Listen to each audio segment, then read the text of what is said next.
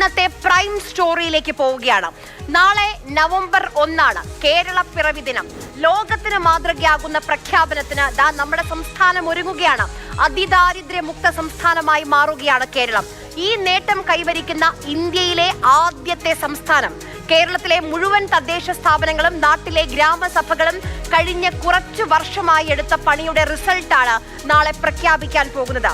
ഇന്ന് സാമൂഹ്യ സാമ്പത്തിക രംഗത്ത് നിന്ന് ചിലർ ഈ പദ്ധതിയുമായി ബന്ധപ്പെട്ട് ചില സംശയങ്ങൾ, അവരുടെ ആശങ്കകളൊക്കെ പ്രകടിപ്പിച്ചു. പ്രതിപക്ഷ നേതാവും ചില ചോദ്യങ്ങൾ ഉന്നയിക്കുന്നുണ്ട്. നമുക്ക് ആ ആശങ്കകൾക്ക് ഇന്ന് ഉത്തരം തേടാം. ഇന്നത്തെ പ്രൈം 7-ൽ ഇന്നത്തെ പ്രൈം സ്റ്റോറി ഇതാണ്: ആശങ്കകൾക്ക് എന്താണ് അടിസ്ഥാനം? തുടർ ഭരണം ലഭിച്ച ശേഷമുള്ള ആദ്യ മന്ത്രിസഭയുടെ തീരുമാനമായിരുന്നു അതിദാരിദ്ര്യ നിർമ്മാർജ്ജന പദ്ധതി. 2021 മുതൽ ഇങ്ങോട്ട് മുഖ്യമന്ത്രിയും മറ്റു മന്ത്രിമാരും ഈ പദ്ധതിയെക്കുറിച്ച്, അതിന്റെ ഓരോ ഘട്ടത്തെക്കുറിച്ച് പ്രോഗ്രസ് റിപ്പോർട്ട് പോലും ഇറക്കിയിരുന്നു. അപ്പോൾ കേരളം എങ്ങനെയാണ് ഇത്ര പെട്ടെന്ന് അതിദാരിദ്ര്യ നിർമ്മാർജ്ജനം നടത്തിയെന്ന് വിശദീകരിക്കുന്നവർ ഇതൊന്നും അറിഞ്ഞിരുന്നില്ലേ? മന്ത്രിസഭാ യോഗം തീരുമാനം വിശദീകരിക്കുന്ന മുഖ്യമന്ത്രിയുടെ 2021 ഫേസ്ബുക്ക് കുറിപ്പ് നമുക്കൊന്ന് കാണാം.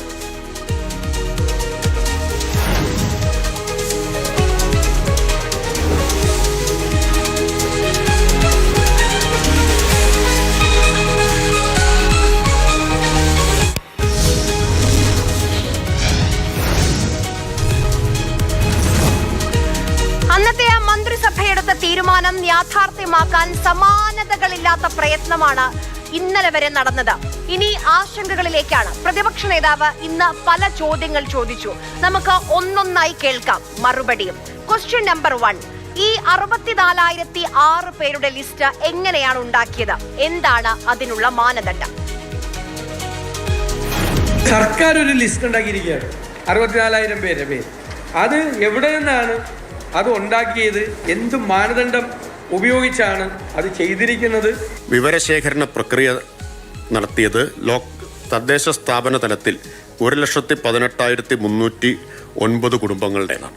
വാർഡ് സമിതികളുടെ ശുപാർശയിലൂടെ ഈ 1,18,309 എന്നത് 87,158 കുടുംബങ്ങളായി. ഈ മുൻഗണനാ പട്ടിക ഗ്രാമസഭകളിൽ അവതരിപ്പിച്ച് ചർച്ച ചെയ്ത് അതിൽ നിന്നാണ് 64,006 കുടുംബങ്ങളെ ഗുണഭോക്താക്കളായിട്ട് കണ്ടെത്തിയത്.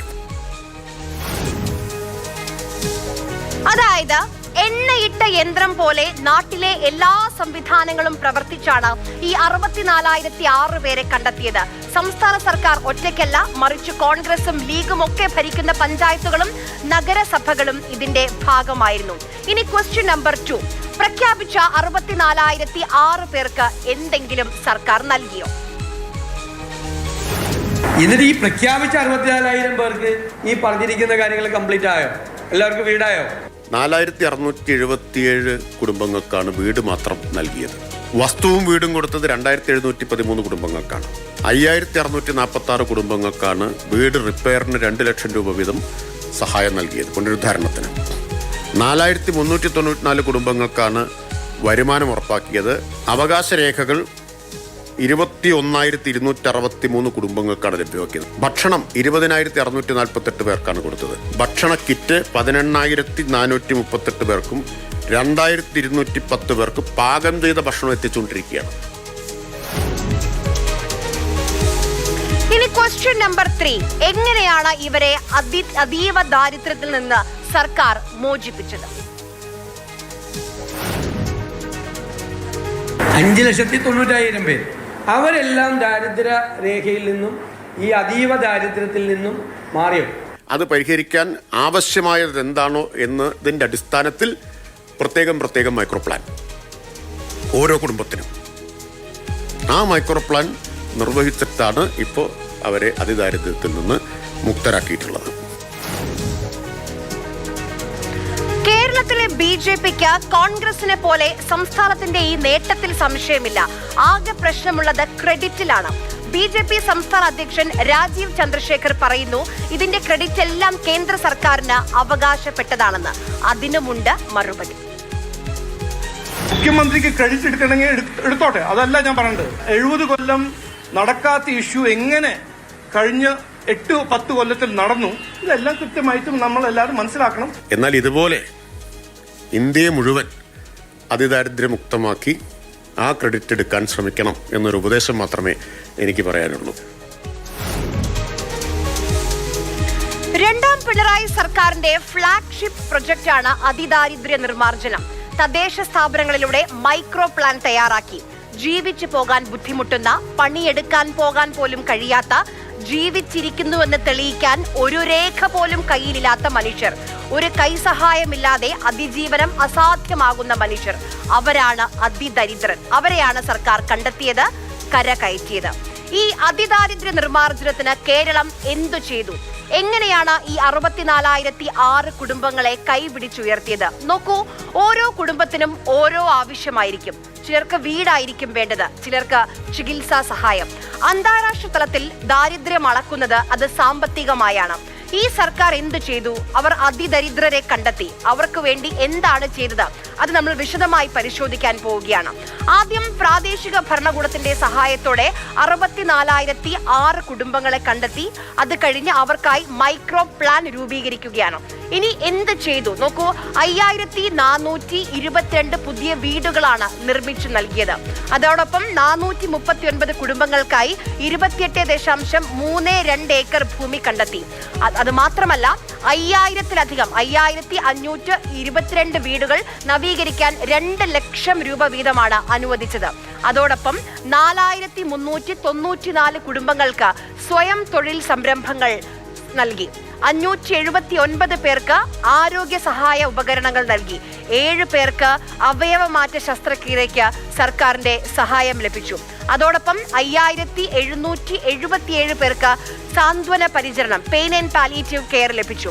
അതോടൊപ്പം 29,427 കുടുംബങ്ങളിലെ 85,721 പേർക്ക് ആരോഗ്യ പരിരക്ഷാ സേവനം, അതായത് മരുന്നും ചികിത്സാ സഹായങ്ങളും ഒക്കെ സർക്കാർ ലഭ്യമാക്കി. തീർന്നിട്ടില്ല, 18,438 കുടുംബങ്ങൾക്ക് ഭക്ഷ്യ കിറ്റ് നൽകി. ഏകാഗ കുടുംബങ്ങളിൽ താമസിക്കുന്ന 428 പേരെ സാമൂഹ്യനീതി വകുപ്പിന്റെ ഷെൽട്ടർ ഹോമിലേക്ക് മാറ്റുകയും ചെയ്തിട്ടുണ്ട്. അതിനു പുറമെ ഇനി കുട്ടികളിലേക്ക് വന്നാൽ 5,583 കുട്ടികൾക്ക് വിദ്യാഭ്യാസ പിന്തുണ നൽകി. അവിടെയും സർക്കാരിന്റെ കൈത്താങ്ങാണ്. നോക്കൂ, 2,323 കുട്ടികൾക്കാണ് KSRTCയിൽ സൗജന്യ യാത്ര അനുവദിച്ചത്. അതായത് ഇപ്പോൾ ഇന്ന് വിദഗ്ധർ ലേഖനം എഴുതിയതുപോലെയോ അല്ലെങ്കിൽ പ്രതിപക്ഷ നേതാവിന്റെ ചോദ്യം പോലെയോ ഒരു സുപ്രഭാതത്തിൽ സൂര്യൻ ഉദിച്ചപ്പോൾ നടത്തിയ പ്രഖ്യാപനമല്ല ഇതെന്ന് ചുരുക്കം.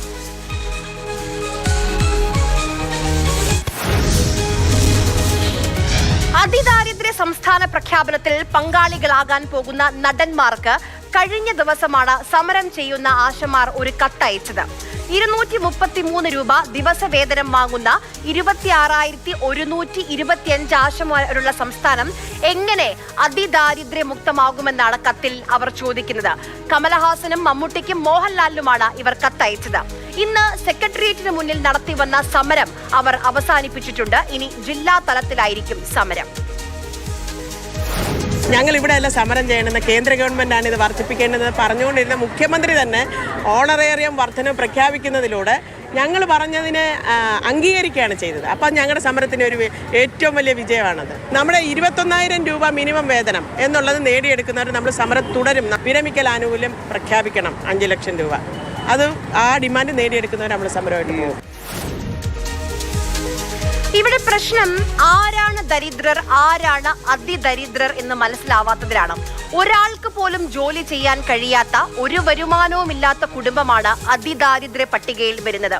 233 രൂപ ഒരു ദിവസം ലഭിച്ചാൽ മാസം 7,000 രൂപയാണ് വരുമാനം. അത് ഒരാളുടെ വരുമാനം മാത്രമാണ് ഒരു കുടുംബത്തിലെ. ഈ കണക്ക് വസ്തുതയല്ല താനും. ഓണറേറിയവും ഇൻസെന്റീവുമായി പ്രതിദിനം 400-നും 500-നും ഇടയിൽ ആശമാർക്ക് കിട്ടുന്നുണ്ട്. അവർ ചെയ്യുന്ന ജോലിക്ക് അതിൽ കൂടുതൽ അർഹിക്കുന്നുണ്ട്. അത് ശരിയാണ്. നിലവിൽ ഇന്ത്യയിലെ കണക്ക് നോക്കുകയാണെങ്കിൽ ഏറ്റവും കൂടുതൽ ആശമാർക്ക് ഓണറേറിയം കൊടുക്കുന്ന സംസ്ഥാനം അത് കേരളമാണ്. കേരളത്തിൽ ആശമാർക്ക് 10,000-നും 15,000-നും ഇടയിൽ വരുമാനമുണ്ട്. ഇതെങ്ങനെയാണ് അതിദാരിദ്ര്യ പട്ടികയിൽ വരിക? ഇന്ന് ഈ അതിദാരിദ്ര്യ നിർമ്മാർജ്ജനവുമായി ബന്ധപ്പെട്ട വിമർശനങ്ങൾ ഉന്നയിക്കാൻ വേണ്ടി പ്രതിപക്ഷ നേതാവ് വിളിച്ച വാർത്താ സമ്മേളനത്തിൽ പറഞ്ഞൊരു കാര്യം നമ്മൾ എല്ലാവരും ശ്രദ്ധിക്കേണ്ടതാണ്. 2 പിണറായി സർക്കാരുകൾ ആകെ നിർമ്മിച്ചു നൽകിയത് വെറും 4,60,000 വീടുകൾ എന്നാണ് പ്രതിപക്ഷ നേതാവ് പറഞ്ഞത്. 10 കൊല്ലം കൊണ്ട് ഇവരെ ആകെ പണിതത് 4,60,000 വീടാണ്. ലൈഫ് മിഷനിൽ പണിതത് ആകെ പണിതത് 10 കൊല്ലം കൊണ്ട് ഇവരെ ആകെ പണിതത് 4,60,000 വീടാണ്. ലൈഫ് മിഷനിൽ പണിതത് ആകെ പണിതത്. നോക്കൂ, ഒന്നാം പിണറായി സർക്കാർ അധികാരത്തിൽ വന്നത് 2016 മെയ് 25-നാണ്. പിന്നെ തുടർഭരണം ഇന്ന് ഒക്ടോബർ 31, 2025. അതായത് പിണറായി സർക്കാർ കേരളത്തിൽ അധികാരത്തിൽ വന്നിട്ട് ഇന്നേക്ക് 3447 ദിവസമായി. പ്രതിപക്ഷ നേതാവ് തന്നെ പറയുന്നു ഇതുവരെ പിണറായി സർക്കാർ നിർമ്മിച്ചത് 4,60,000 വീടുകളാണെന്ന്. അതായത് ഒരു ദിവസം 133 വീടുകൾ നിർമ്മിച്ചു നൽകിയിട്ടുണ്ട് പിണറായി സർക്കാർ. ഒരു വീട്ടിൽ എത്ര മനുഷ്യരുണ്ടാകും? അച്ഛനും അമ്മയും കുഞ്ഞും മാത്രമുള്ള കുടുംബം തന്നെ നോക്കിയാൽ 400 മനുഷ്യരാണ്. ഇനി മുത്തശ്ശനും മുത്തശ്ശിയുമുള്ള കുടുംബമാണെങ്കിലോ, അതായത് ഒരു ദിവസം 500 പേർക്കെങ്കിലും സ്വന്തമായ കിടപ്പാടം എന്ന സ്വപ്നം യാഥാർത്ഥ്യമാവുകയാണ് നമ്മുടെ കേരളത്തിൽ.